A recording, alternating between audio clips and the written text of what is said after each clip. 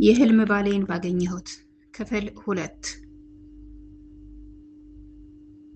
አሰላሙ አለይኩም ወራህመቱላሂ ወበረካቱ። ውድና የተከበራችሁ ወደ ቻናሌ ቤተሰቦች በሀገርም በውጭም ያላችሁ ሰላማችሁ በዘት ተረፍረፍ ይበልልኝ እያልኩኝ ለቻናሉ አዲስ የሆናችሁ ላይክ፣ ሰብስክራይብ እያደረጋችሁ ቤተሰብ ይሁኑ።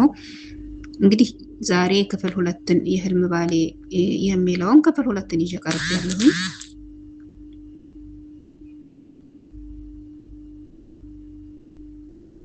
ኢክራም እንደምንም ለምና አስታረቀቻቸው እና ወደ ክላስ ስንሄድ ኢኮኖሚክስ መምህራችን ብርሃኑ ገብቶ ማስተማር ጀምሯል። እሱ ከገባ በኋላ በር ማንኳኳት መግባት የማይታሰብ ነው። ገና ቀድሞ ክላስ ከመጀመሩ በፊት አስጠንቅቆናል። ከገባሁ በኋላ ማንም እንዳይመጣ በዛው ይቅር ብሎ አስጠንቅቆናል። ስለዚህ ክፍለ ጊዜው እስከሚያልቅ ውጭ ላይ መቀመጥ ግዴታ ነው። ነቢ ጎበዝ ተማሪ ነች። በትምህርት ቀልድ አታውቅም። አሁን ክላስ ባለመግባቷ ትምህርት እያለፋት ስለሆነ ተናዳለች። ምን አለ ባትጮሂ ዝም ብትይ ኑሮ ይሄው ለኛም ተረፍሽ እያለች ስታጉመተምት በቃ እስኪ ዝም በይ 40 ደቂቃ አይደል 20 ደቂቃ ቀረው ብዬ ዘወር ስል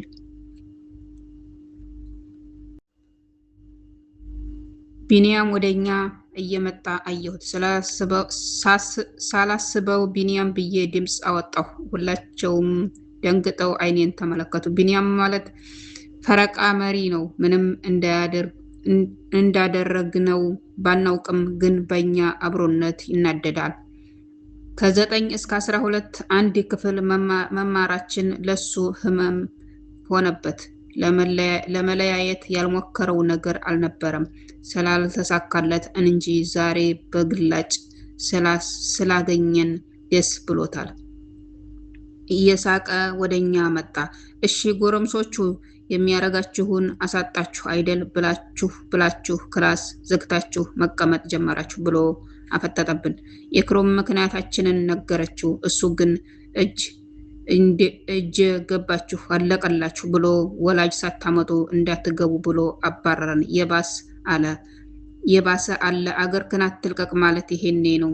ነቢ ለአንድ ክፍለ ጊዜ ሲያንገበግባት ጭራሽ ቀሪውንም ላትማር ነው። ነቢ አስተዛዝና መናገር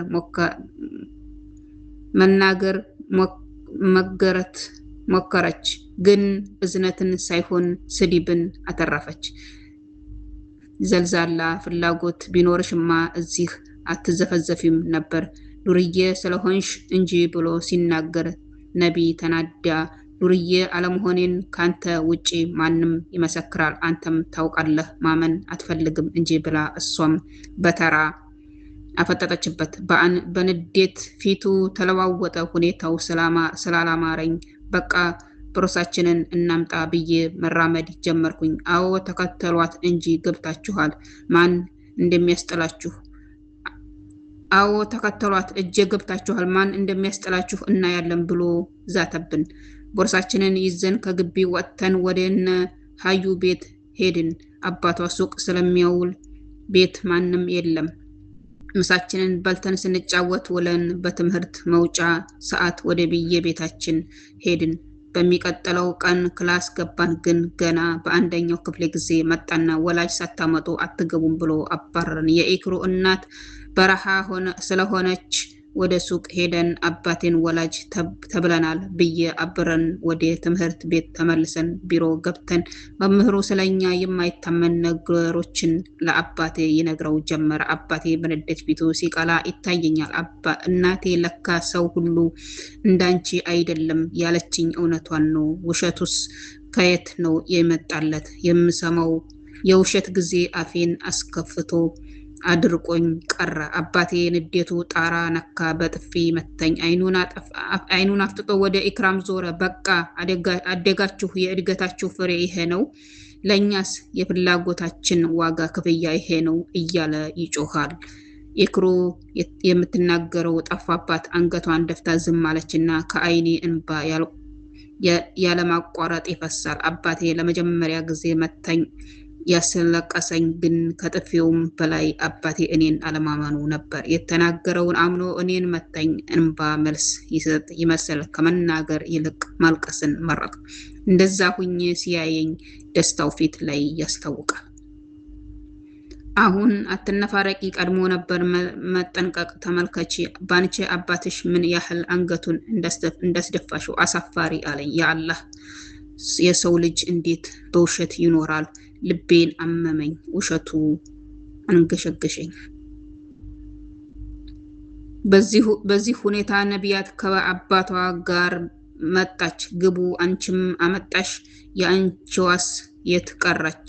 አለና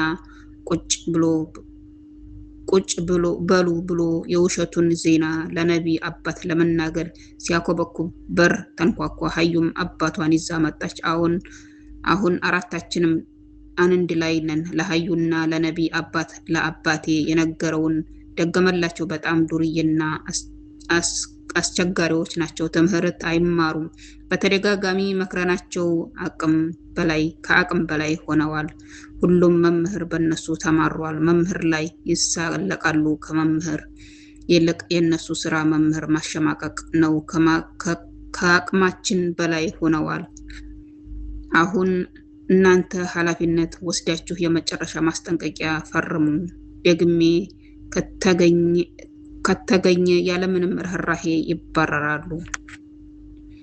ክፍል 2 ይህን ይመስላል። ክፍል 3 ይቀጥላል። ውድና የተከበራችሁ ወደ ቻናሌ ቤተሰቦች ላይክ፣ ሰብስክራይብ ማድረጋችሁን አትርሱ። በቀጣይ ቪዲዮ እስከምንገናኝ ሁላችሁም በያላችሁበት ሰላማችሁ በዝት ይበልልኝ።